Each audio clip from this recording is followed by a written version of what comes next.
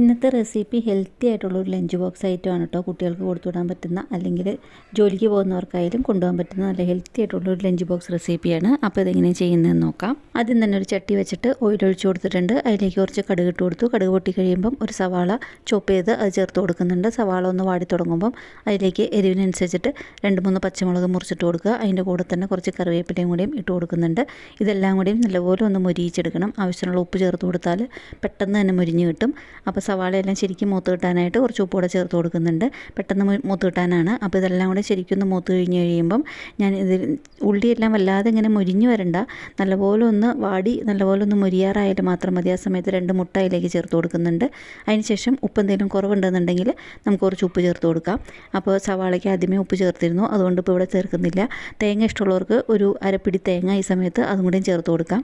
അതിനുശേഷം മുട്ട ശരിക്കും ഒന്ന് മൊരിഞ്ഞ് കഴിയുമ്പം നമുക്ക് അതിലേക്ക് 2 തവി ചോറ്, നമ്മൾ ഏത് ചോറാണോ ഉപയോഗിക്കുന്നത് ആ ചോറ് അതിലേക്ക് ചേർത്ത് കൊടുക്കുക. അതിനുശേഷം അതൊന്ന് ശരിക്കും ഒന്ന് മിക്സ് ചെയ്ത് കൊടുക്കുക. നല്ലപോലെ ഉപ്പ് കുറവുണ്ടെന്നുണ്ടെങ്കിൽ ഈ സമയത്തും ഉപ്പ് ചേർത്ത് കൊടുക്കുക കേട്ടോ. ചോറെല്ലാം കൂടെ ചേരുമ്പം ഉപ്പ് കുറവുണ്ടെന്നുണ്ടെങ്കിൽ ഈ സമയത്ത് നമുക്ക് കുറച്ച് ഉപ്പ് ചേർത്ത് കൊടുക്കാം.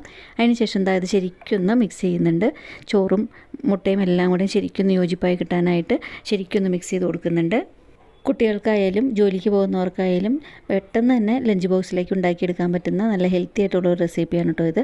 ലഞ്ച് ബോക്സിലേക്ക് മാത്രമല്ല, നമുക്കിപ്പോൾ പെട്ടെന്ന് ഉച്ചയ്ക്ക് ചോറ് കഴിക്കണമെന്നുണ്ടെങ്കിലും ഇതുപോലെ ചെയ്തെടുക്കാം. കറിയൊക്കെ ഉണ്ടാക്കാൻ മടിയുള്ള സമയത്തുണ്ടെന്നുണ്ടെങ്കിൽ ഇതുപോലെ പെട്ടെന്ന് ഉണ്ടാക്കിയെടുക്കാവുന്നേ ഉള്ളൂ.